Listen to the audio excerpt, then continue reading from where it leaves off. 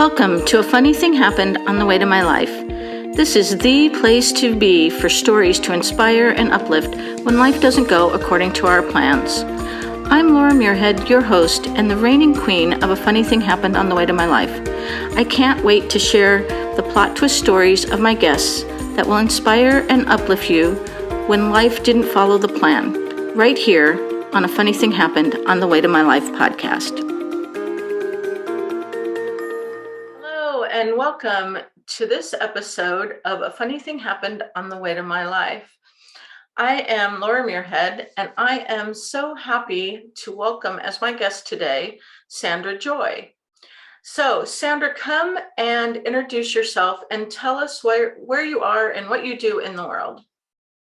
Hi, thank you, Laura. I really appreciate this opportunity. I love being here. And I'm Sandra Joy, and right now I'm a personal empowerment priestess, and I help women connect back to their power. I'm in Pennsylvania in a little town called East Berlin, which is very close to the Maryland border in the eastern part of the United States. That sounds amazing. You're not too far from me in because we have a house in Michigan and then our house in New Jersey. So you're not too far from me. That's not far at all. About 3 hours, maybe 2.5 on a good day. Yeah. So tell me about your background. Like you didn't always do what you're doing now. You have a really rich background that is quite different than what you're doing now. So tell us about that. Okay, well, in my previous life, I call it, I started out as an English teacher. I was an English education major. That's what my bachelor's degree is in. I spent 20 years teaching high school English in the public education system. And I got 2 more master's degrees, education related, and I was just full force in public education for the long haul. And I had fully expected to retire from that profession. And then that funny thing happened on the way to my life. Yeah, so that is really a big change from what you do now, and you have a lot. I mean, getting a master's and the universities that you went to, that was incredible. So tell us about your A Funny Thing Happened on the Way to My Life experience.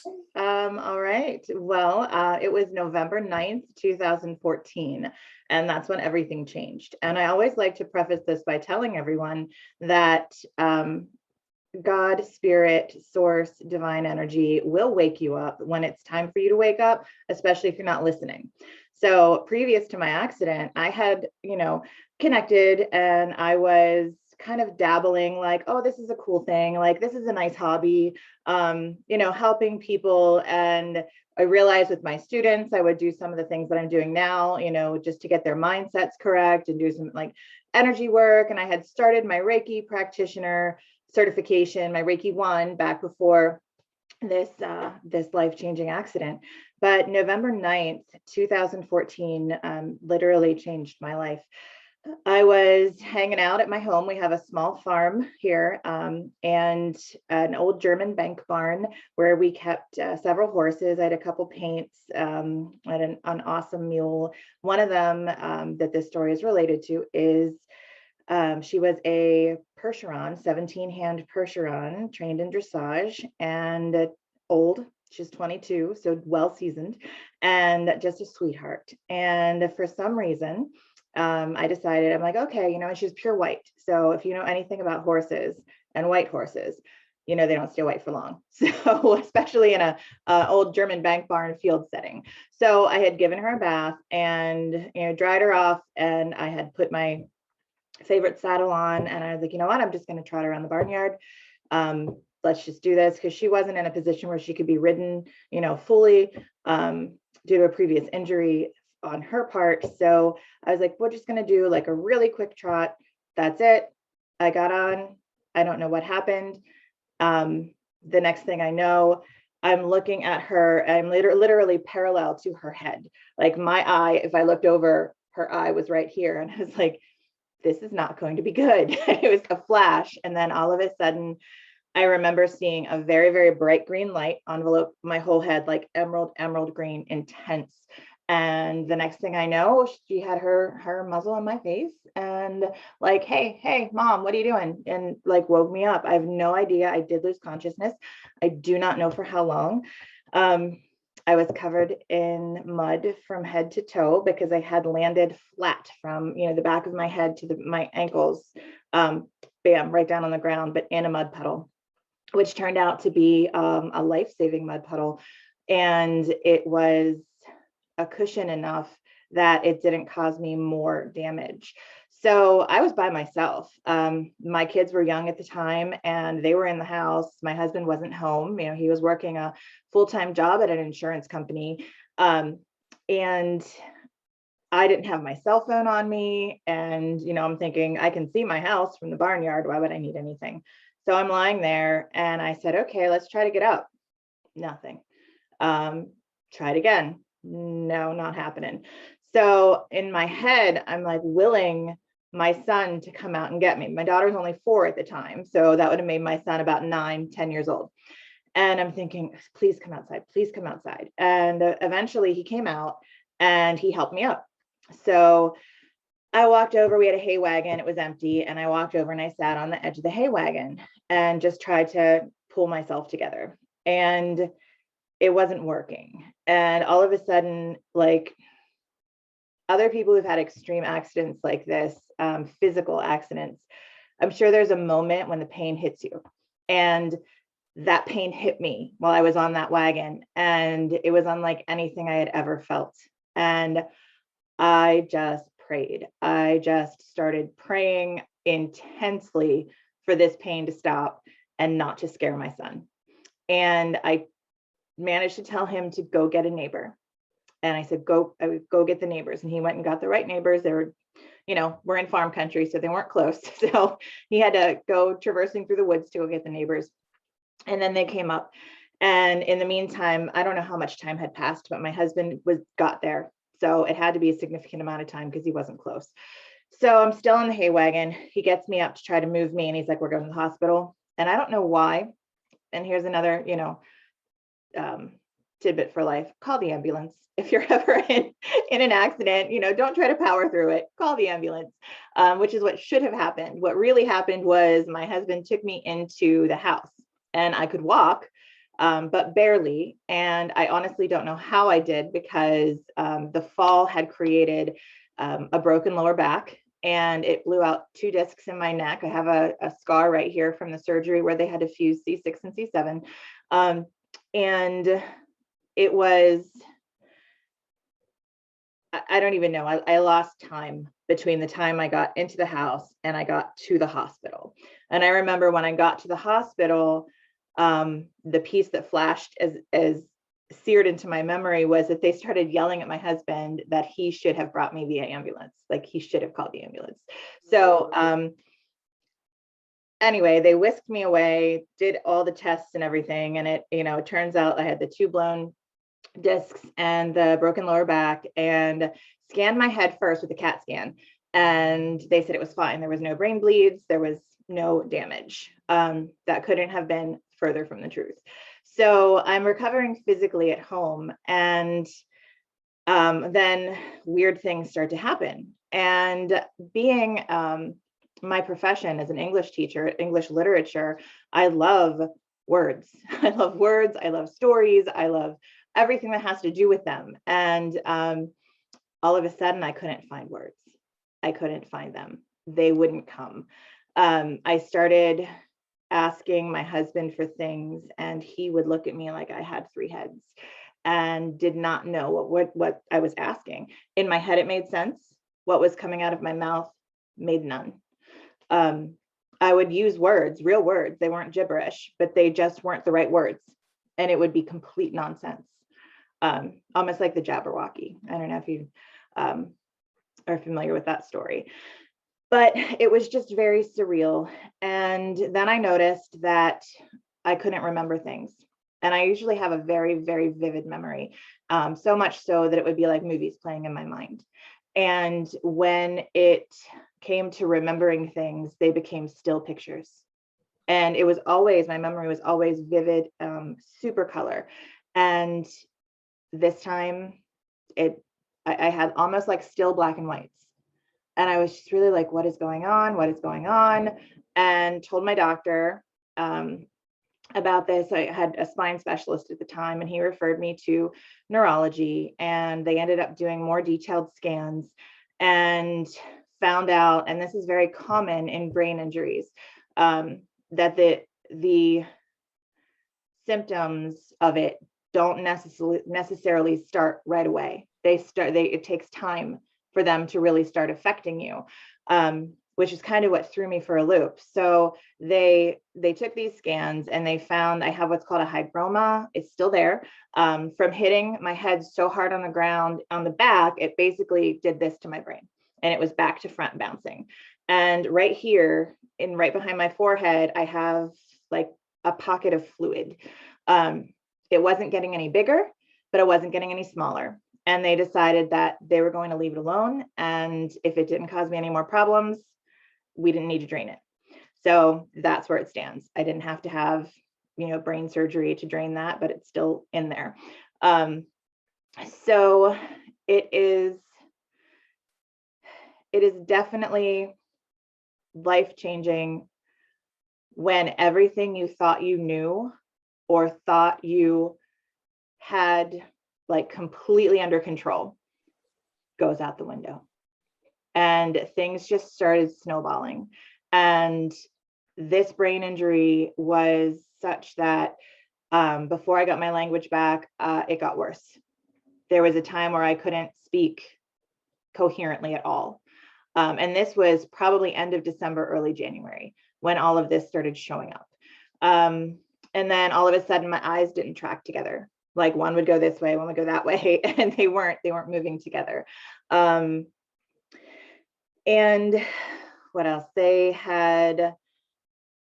My balance was completely off, and it still is. That's a remainder, like a leftover from the accident. My balance was off. I did a lot of water therapy. I did a lot of sight therapy. I had to follow dots on paper and such, and it was really difficult work. And I ended up not going back to teaching that year. I eventually did, but I didn't do it that year. And I want to tell you how deeply we're programmed into our jobs, our careers. And I was so broken at that time, but all I could think about was getting back in the classroom. I wouldn't have been an ounce of good. I couldn't have done anything. Yet I felt tremendous guilt for not going back into the classroom. I felt like I let them down. I felt like I let the school down. And this was completely illegal, but they were sending me work home to grade because they couldn't find a long-term sub. And I don't even remember doing it, but I sent it back. I have no idea what the validity of that grade was, but it was just something where I was like, okay, you got to do this. You got to pull it together. You got to power through. And I didn't even give myself the time to heal. I didn't give myself the time to heal because I felt tremendous guilt, because I had to fit into this societal norm. And when I found out from my neurologist that I definitely wasn't going back that school year, I kind of, it became more of a self-care, self-healing, and it didn't go smoothly. So I struggled with the language. I struggled with losing parts of my memory. To this day, I will say, we'll be driving down the road and I'll say, oh, that looks like a really nice place to stop. We should stop there sometime. And my husband will say, we've been there. I'm like, no, I have no recollection, zero recollection. So life has now become before my accident and after my accident. And if I don't remember something and somebody's looking at me like, you should remember that, I said, oh, that must have been before my accident. And I'll say, oh yeah, okay, that was. So, you start to think about a lot of stuff when you're sitting alone, and you're not really, you had this whole persona, this whole person that was me that is not there anymore. So I started I started spiraling. It was a downward spiral and it was fast. And I started to numb my pain through alcohol, and I would just drink wine. I would be like, okay, I can have this. And all of a sudden this became a bottle, 2 bottles, and it was my coping mechanism, which was not a good coping mechanism at all. I couldn't drive. I couldn't drive because of my accident. Especially with the alcohol, don't drink and drive. But it was debilitating. And I had gone to, doctor after doctor to try to get things under control. And I was just in such a deep depression and thinking, this is crazy. And I'm struggling to piece the puzzles of my life back together, struggling to bring back everything I was before that accident. But what really switched it for me was realizing that that person I was on November 8th, 2014, had died in that accident. She was not going to be available anymore. She was not going to be able to be pieced back together no matter how hard I tried. So I was seeing a therapist at the time, and she told me the best piece of advice that I think I've ever gotten as far as that whole situation goes. And she said, you know what, you need to mourn who you were. You need to mourn your old self. So it was kind of like we had like a little symbolic funeral for who I was, because who I am now, and even then when I was still struggling, was not anywhere near who I was. And I could not get that person back.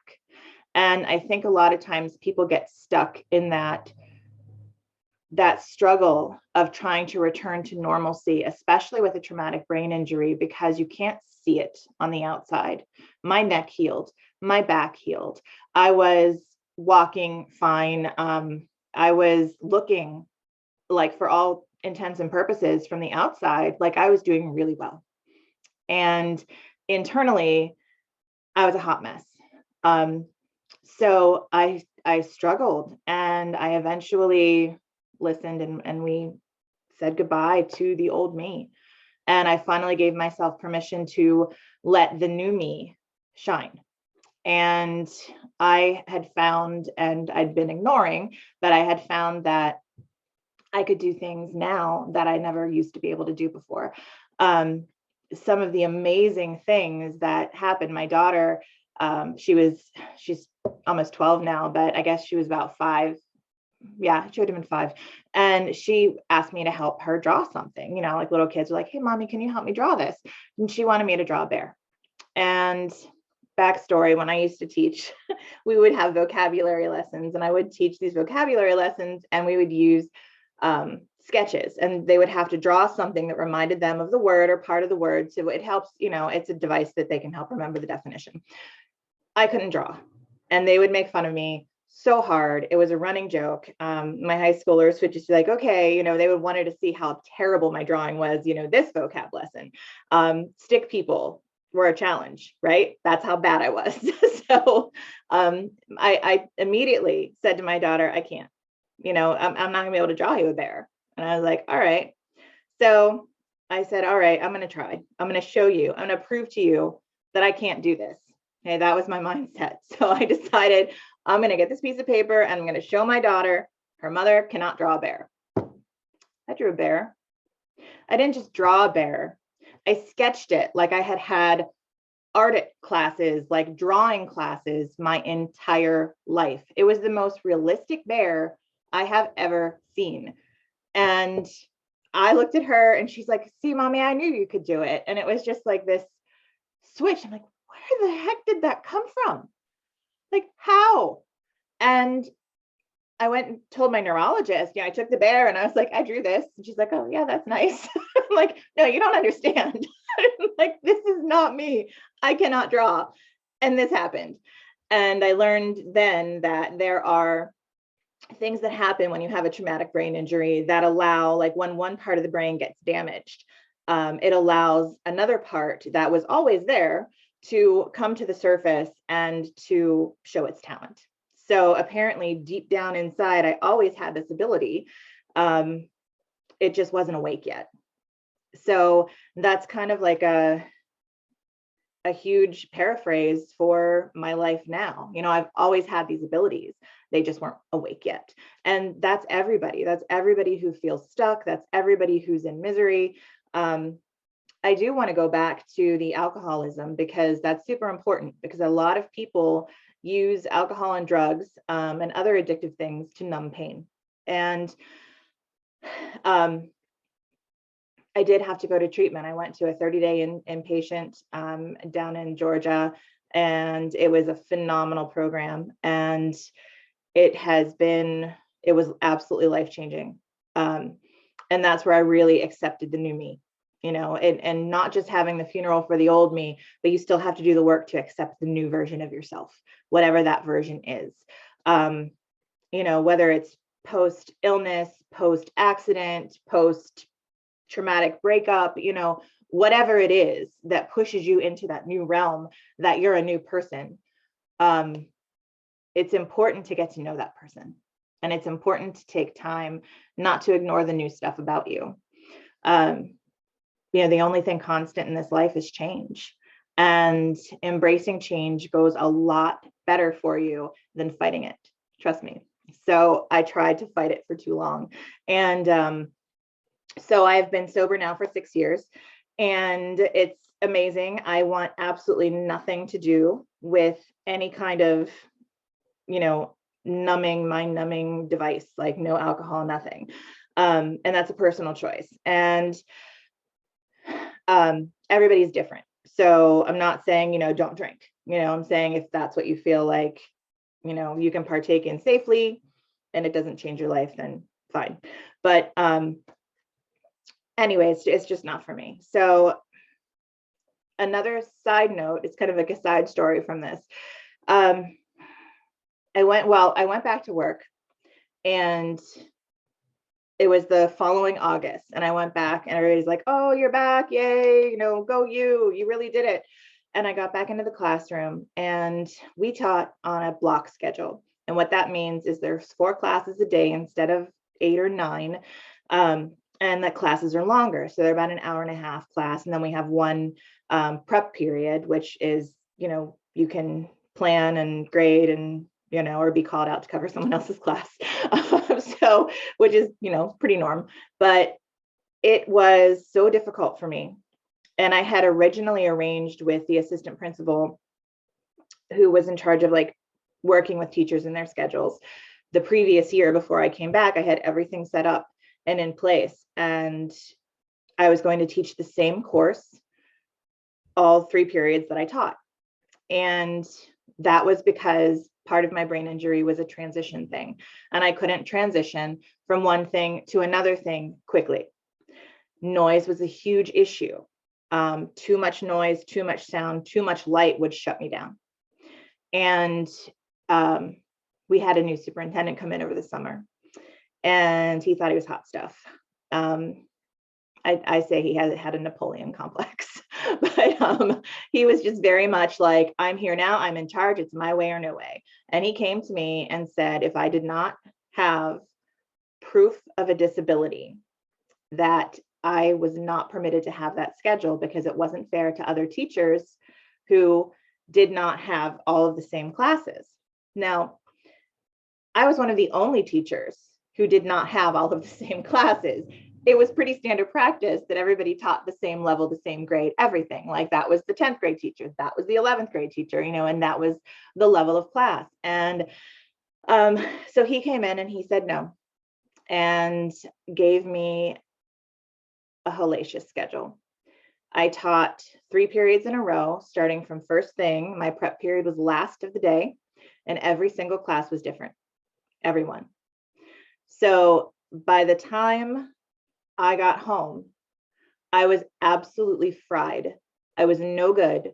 I didn't have time for my kids. I didn't have time for dinner. I didn't have time. I used to cook all the time. I used to make, it was like happy household. And I literally shut down. I would go right to bed. I'd put an ice pack over my head. I'd get in a dark room, and I'd go in my cocoon until I had to do it again the next day. And I did that for 2 years, and it was horrible. And I don't know how I kept my job. I don't know how. Um, it was awful. I really still cared about the students, but I was not a good teacher to my own standards. I was not a good teacher after that accident. And I knew what I could do before, and doing it now, at that time after, was such a struggle. And I eventually decided, I can't do this anymore. I cannot come back. And I don't recommend this, but I had no plan. I had no backup job. My husband was still working insurance and hating it, by the way. And I just said, I cannot do this. So I put in my resignation and I said, okay, I'm here, open to whatever you have for me. And it was then that I really started diving deep into all of this spiritualism and meaningful things, and really creating who I am today. And a lot of it was just overcoming my own stuff. Getting over the excuses that you tell yourself, because they are excuses. I mean, you can do anything you put your mind to. I know that sounds like such a teachery thing to say, or a mom thing to say, but really, you can do anything you put your mind to. And mindset is everything. So if you think you can't do something, you can't. If you think you can, you will. It may not be instant. You may have to take some time and put some effort and work into it, but it'll work out and you'll get there. And those are the stairs. And can we go back just a minute? I'd like to go. I mean, that was a lot of incredible information, but I've got a lot of questions from what you've said. Oh, I'm sorry. Yes, go ahead. It's okay. I mean, that is an incredible story, and it really, in the scheme of things, it wasn't all that long ago that you had your accident, and it was just your anniversary of it. So one of my questions is, I think it's interesting that you didn't feel the pain right away. I think it's interesting that your symptoms, your neurological symptoms didn't start showing up for a bit of a time. So it sounds like, and tell me if I got this right, that you had about a year of really solid trying to recover, just to get to a recovery point, to get to a point where you could, even though you were trying to push through with your teaching and all of that, it really sounds like it was at least a solid year of working on things. And like you said, then numbing it. And I would imagine that you also had some prescriptions along with the wine. And so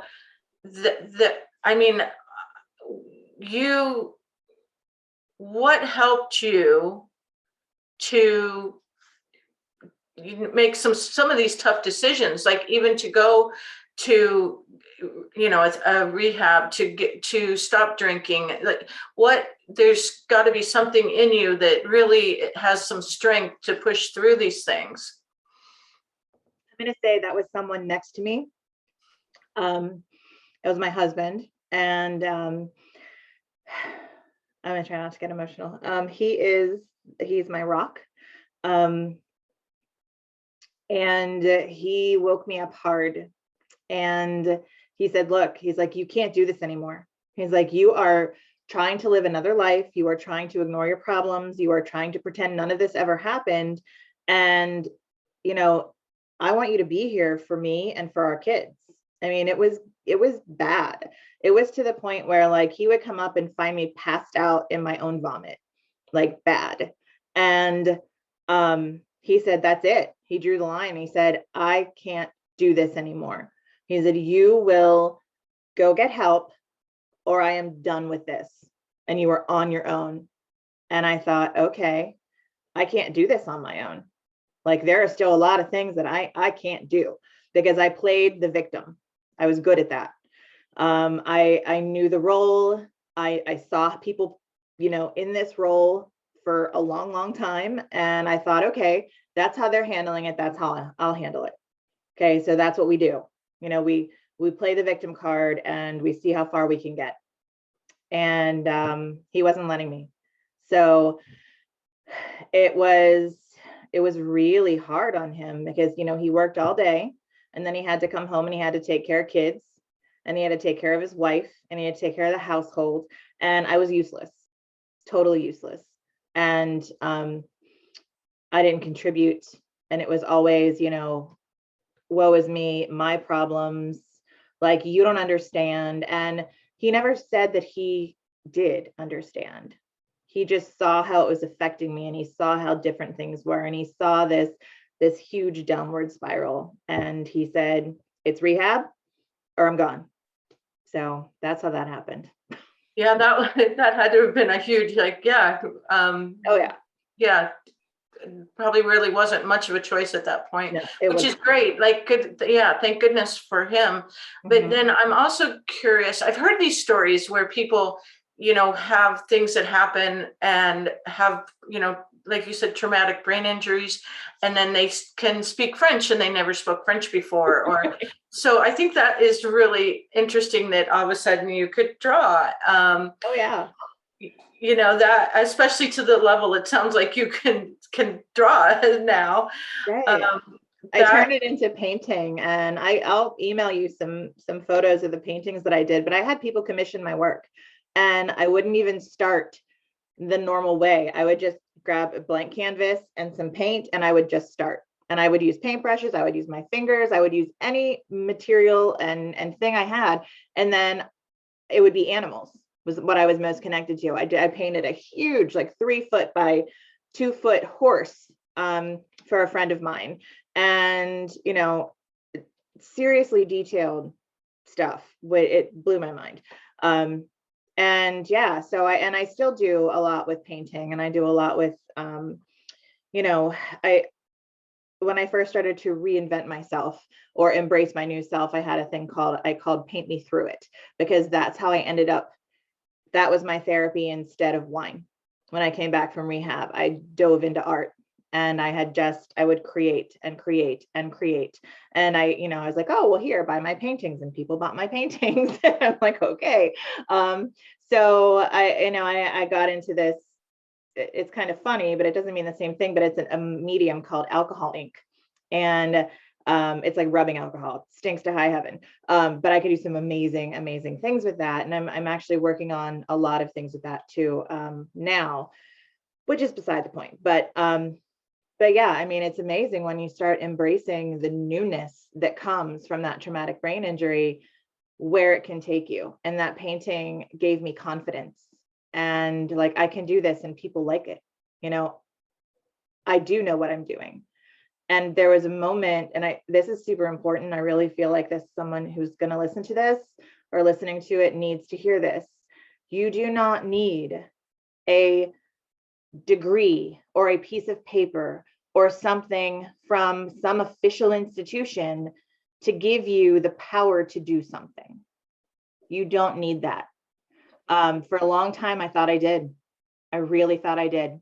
And I did not feel validated and I did not feel real. And I felt like an imposter, huge imposter, because I did not have that training. I did not have, and you know what? You don't need it. You don't need it. You know, these gifts, they come from God, they come from the divine, they come from, you know, whatever your soul's purpose is. And you know, once you try to connect to it, once you try to really embrace it, it's easy. You know, it's like that commercial with the easy button. You know, it's an easy button. You know, once you stop fighting it and you start embracing it, you'd be amazed at how many things just start aligning and how easy things get. And you'll be like, wow, you know, is this what's going on? You know, and then all of a sudden you just take it for who you are and what you can do. Yeah, I love that. I think that's a really important message, and thank you for sharing that. I also, when you were talking, I was thinking that do you feel like some of the thought process of we are, at least here I feel like in this time in the United States especially, there is this push to have the degree and you yourself, you're before your BA before accident life. Right. That is, clearly like that's the path that we are really, told that we should follow, and get the degrees, and then get the masters, get the PhD, whatever. And so do you think that I'm going to say that I feel like we all feel that way anyway, that we need the certificate or we need the degree to have proof of that we know what we're doing. But do you feel like that played a bigger part as well for you? Because especially knowing that you I can't draw, like to really get rid of that whole idea. Yeah. And then to have people buying your art and saying to you, you thinking in your head, well, I don't have any training in this. Why would people buy this? Why are people buying it? And so the validation, I do you think that your BA life played a part in that as well? Oh, definitely. I grew up in a family where it was expected that we did something after high school. It was expected to go into a career of some kind. And I came from a family where I was very a people pleaser, and I did what my parents wanted me to do. And it didn't work out. I didn't love it. And I chased degrees and I collected them, but it wasn't really for me. It was kind of to prove to someone else that I could do things, that I wasn't a screw up, that I could actually do this.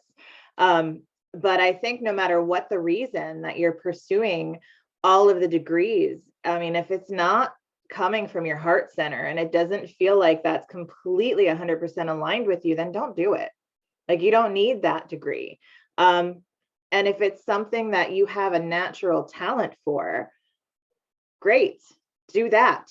And you don't have to get the degree for that, because all of that is just practice. It's practice, and then it's a paper to say, hey, you've practiced enough, so here, we're going to give you this.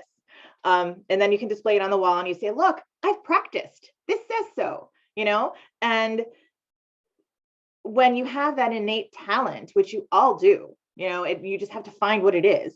And when you connect to that and when you use that, you don't need that piece of paper, because your proof is in what you do. Your proof is in what you say. Your proof is in how you live, not that piece of paper.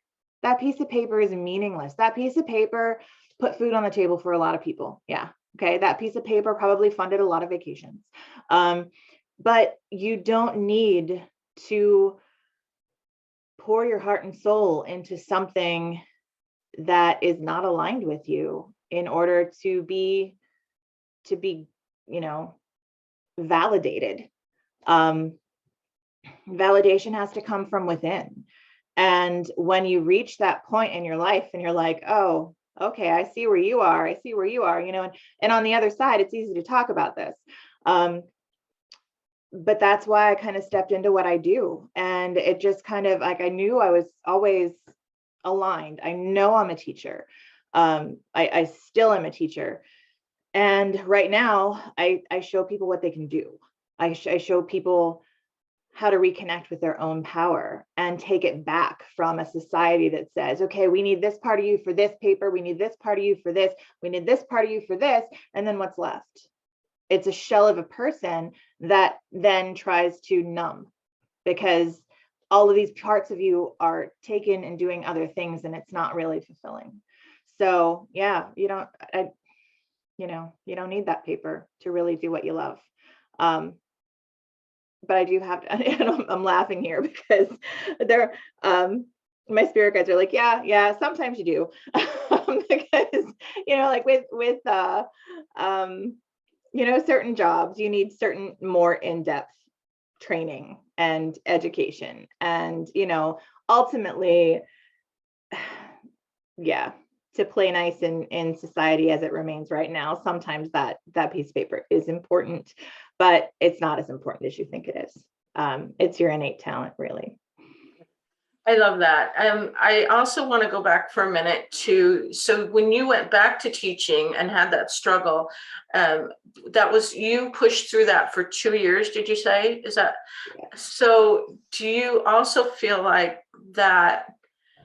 I mean, to me, just listening to that story, it sounds like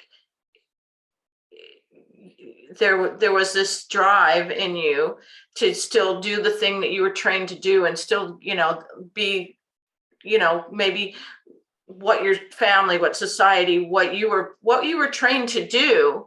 But it was also, it sounds to me like a big message of, nope, there is some, like you said, there's something else for you. You are still a teacher. You just need to shift into teaching something else and embrace the new gifts. And what do you think? Do you feel that way?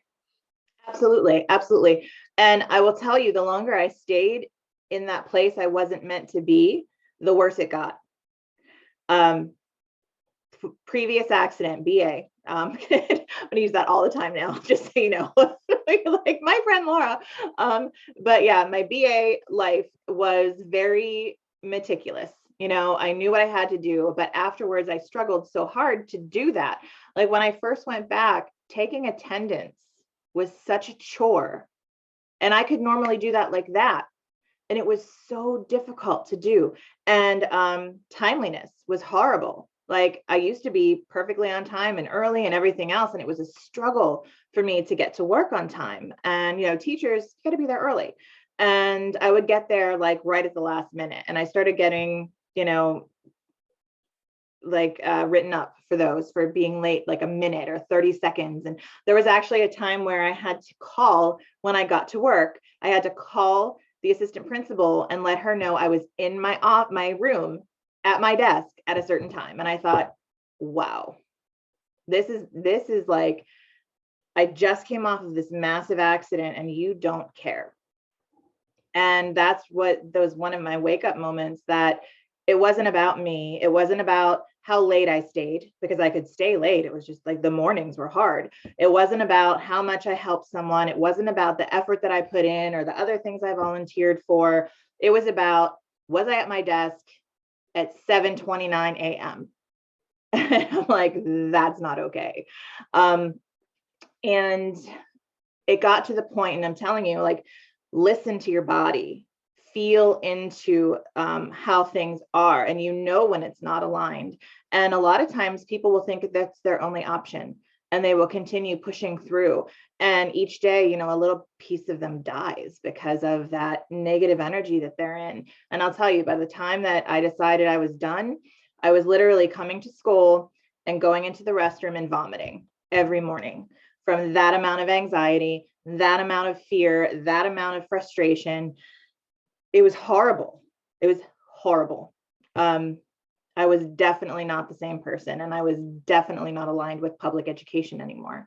And this could be a whole nother podcast episode, but the alignment, the disalignment was actually from seeing the box that public education pushes people into, because I didn't see that clearly before my accident. And I really saw it after. And I struggled a lot with that too. So the only choice left for me was to leave, and was to pursue my own thing. So now I think I'm kind of like undoing what all those years of education, public education system does to people, and how they make them feel like they're less than and not enough just because they can't pass a test. Or, just because they don't connect to English literature, it doesn't mean they're not brilliant in another area like CAD or woodworking. Yeah, I don't even want to talk about English literature or American literature. I mean, I have my own experience with those in high school. That it was a course that we had to take, and but I also think what I want to talk about with this is that I think so many people do exactly what you did. Like we do, like the universe is throwing things at you saying, nope, you're not meant to do this anymore. And we just keep sticking through like we don't see it. We're like, no, okay, I can still do it, and no, I can still do it, until really like we keep pushing through until like here you are physically sick. And I'm not laughing at that. I'm just saying that like we don't get it. We do not get the clues as they come along until, Right. this is to me another, besides your equestrian accident, this is another, like a funny thing happened on the way to my life. Like, hello, you're not going to be an English teacher anymore. How many times do I have to show you this? Yeah. And, it does take a lot to embrace the change and to embrace the things that, that we maybe are meant to do. That was what you were meant to do for a long, very long time. Right. Yes. But now there's other things for you to do, and other missions for you to share with people. And those are the things that I think sometimes we know they're there and we just don't embrace them. Right. And I think sometimes it's the fear of change. I think sometimes it's just the fear of our own, like you said, well, maybe I don't have a certificate in this, but I love it and I want to teach it, or I want to share it in whichever way that comes across. I am an artist. I'm an artist, but I'm also a bookkeeper, and just these things, like we can be these different things. And sometimes I think it's the fear of just trying, even just stepping out of our comfort zone and trying. And so I love this. Your story is so inspirational. I also, would you just talk for a minute about your family? And, do you, and I hope you don't mind me asking this, do you remember your kids, and do you have still memories of the kids when they were young? Do you have just flashpoints, or I'm just curious, and if you don't want to share, then that's okay as well. But I'm just curious about where your memory is at. I know you mentioned that you don't necessarily remember things as you're passing, but how did it change your family life as well, besides your husband taking on that role for that very long time of, really the sole provider for for those couple of years? Yeah, this is definitely another emotional one for me. I'm happy to talk about it though, because part of this healing and part of the brain injury, it did cause memory loss. I don't have vivid memories of a lot of things that happened. And before I had come to terms with that, I would get really upset or frustrated because I have, especially my daughter, because she was too young to understand. And she would ask me, hey, mom, do you remember this? Hey, mom, do you remember that? Like, we took the kids to Disney before my accident. And it was the year before my accident. And then after, my daughter would ask me questions and say, hey, mom, do you remember this? Or why don't, and then she would get angry at me because I couldn't remember. So I started lying to her. And I said, oh, yeah, that was awesome. That was a perfect, I loved when that happened. No idea. And luckily for me, like, I started building back up to where my memories used to be, like, as far as I can visually see like movies in my head again of new memories. But there are other parts of me that, I'll never get those memories back. I'll look at pictures and have no recollection of being in that place at that time. They'll tell me stories and I have come to terms with it. And I've said, okay, that was before my accident. Okay. I'm not going to let myself get upset about that. I have you as my memory. I have my husband, I have my daughter, I have my parents, I have my friends as my memory. And I haven't lost those memories. They just are in a different vault. So I just need to access that vault from somewhere else. So, mindset, it's all about how you look at something. As far as like long-term memory is pretty good. My short-term memory now, not so much. I live with a notebook with lists I have an app on my phone where I keep everything. I will forget so often, and have no recollection of things that if I don't write it down, it's gone. I've just accepted that. But it's just a different way of living. I never used to have to. I could remember appointments, and things that I would have to do like that, and I would never have to write them down. And now I do. So it's just a little bit of a shift. It's not debilitating. It's not life crushing. It's just a new method that I have to use to be able to get to where I want to go. Like the mindset shift, you just have to apply that to every piece of your life. So I could be one of those people that say, oh my gosh, I'm so disabled. And that's why, and back to the superintendent story, he said I would have to show proof of disability. And I got so angry at him. And I thought, I am not disabled. It's like this voice just welled up inside of me. And I'm like, I will not get that piece of paper that says to everybody else that I am disabled. That is not an option. And I think that it was like that fire in me that really helped me push through. But, a lot of people do choose that route. And oh, woe is me. I'm such a victim. I'm going to, spend the rest of my life on medicines and sitting in a chair and waiting on, someone to take care of me, because I guess this is my life now. And I don't know what to do. I'm stuck. I don't know where to go. I don't know how to get out of this.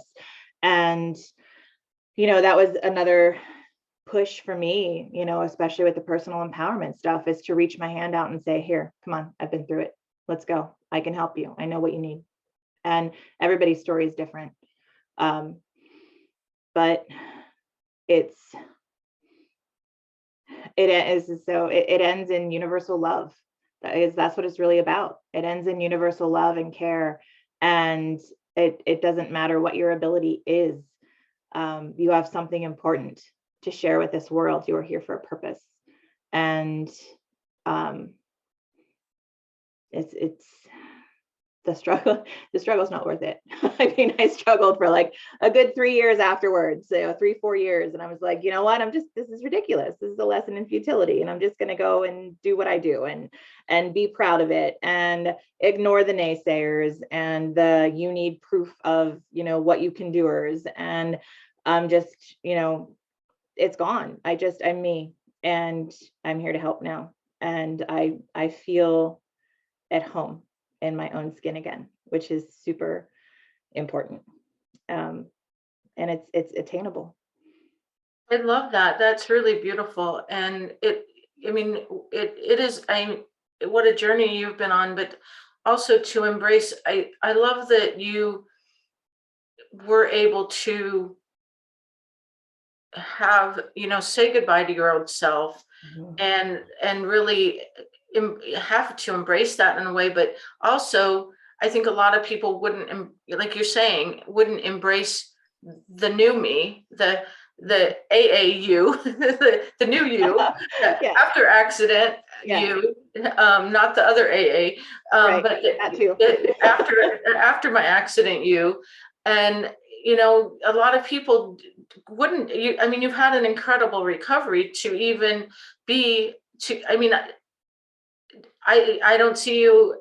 I don't see anything about you, that isn't a fully capable human being. There is, we, and we all use these tools of, of remembering, making the notes, and our brain, for me, my brain just gets overloaded with so much information that if I don't make a note, I'm not going to remember it. Or right. It's not that I'm not taking away from your accident and what you experienced. I'm just saying so many of us walk into the kitchen only to get there to go, what was I coming here for?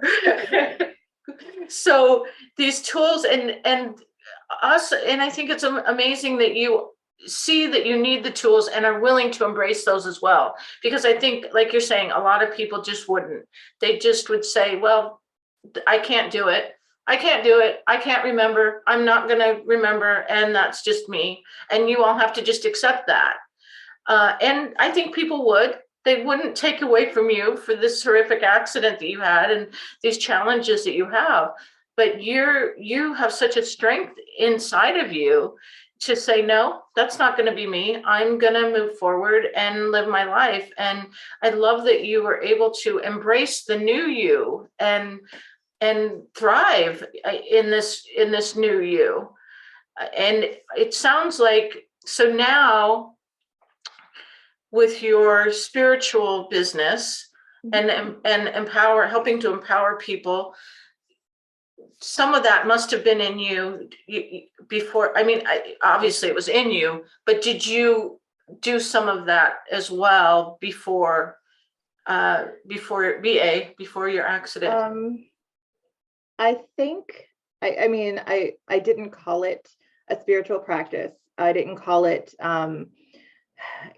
anything that I do now, or I would just, I've always been able to connect to people, and I've always been able to see what they need and like feel my clairsentience is strong. I've always been able to feel that with people from as far back as I can, remember, no pun intended, but like I remember being super little and being able to read my mom and like my sisters and just everything. And I always had, I guess I was always a bit different because I always had this,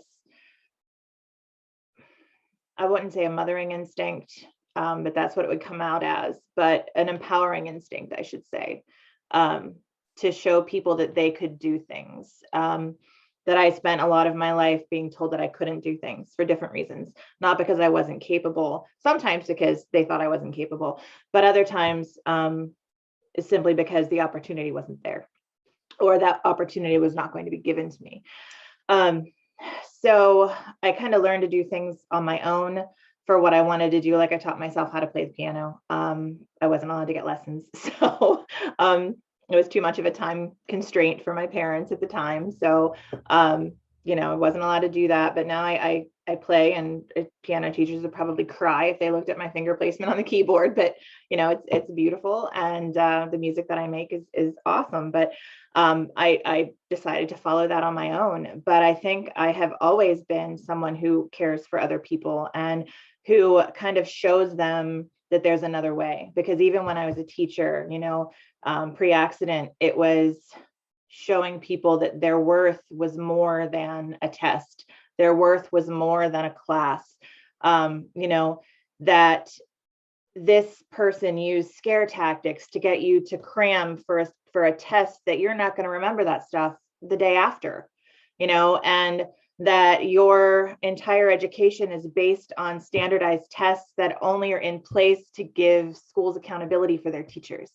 And it's not really a reflection of how that person works or that person's talent. And just kind of showing them that they were so much more than this tiny little box. But after my accident, like that really came up, like that fire inside. And now I really push people in a good way. And one of my friends calls me, she call me the blunt psychic, because I have zero filter and I will say exactly what I need to say. And sometimes it's a shock to the person that needs to hear it. But it's those tough things, it's tough love in a way that it illuminates your next step, or it illuminates, the fears that you're holding on to. Not tough love as in you'll do it because I say you'll do it and, I love you, like not like that. But here's your path, and here's what's blocking you. Here's your path, and here's how you're stopping yourself. It's kind of like that. So after my accident, all of that just kind of leveled up. I'm firing on all cylinders now with that. And my intuition is on point, and, my psychic abilities are on point, and I really can connect with a person at a heart center level, and I can tell what they need personally to get through what they're going through. So yeah, it's kind of like I always knew I had that ability, but it was always a hobby. and it was not anything I was pursuing because it wasn't societally acceptable. And Right. I didn't want to disappoint people. Right. Well, and again, I think just listening to you, what comes up for me is that you just do have this strength inside of you. And I would think for the people that you work with now, you're not just telling them you can do it. They can see you're an example as well. You're a leader that you can do it. If, you know, if I can do it, you can do it. And, you know, sometimes I think that blunt works, you know, works Yeah. really well. Oh, very So good. yeah. So I just think there's so much in you. Again, I just see, you know, we know each other in the online Facebook world, and I don't know you until today.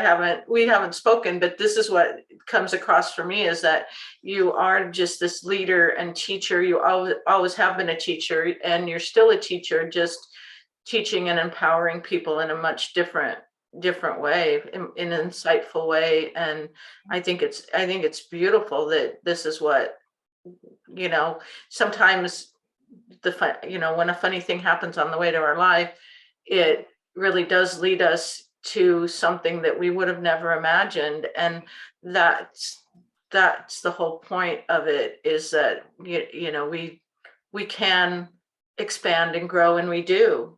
So I love this story. I love your story, and I love how strong you are. I think it's beautiful. Thank you. Yeah. Before we wrap up, would you please, I'll put this in the show notes, but would you please share with the listeners today where they can find you, and you know, on social media, online, where all of your links for social media? Sure. I have several, I think, as we all do. I have my Instagram is at the.sandra.joy. And my Facebook, I have a private group called Untame Your Soul, and it literally is Untame Your Soul. That's the name of the Facebook group. So there's a page in a group. You can request to be a part of the group, and that's where I do a lot of talking in there and inspirational stuff. So you're welcome to join. No obligations. Just come and soak up everything you can soak up.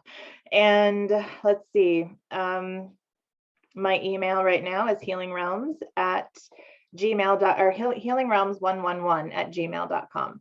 And it's the number ones, not the word ones.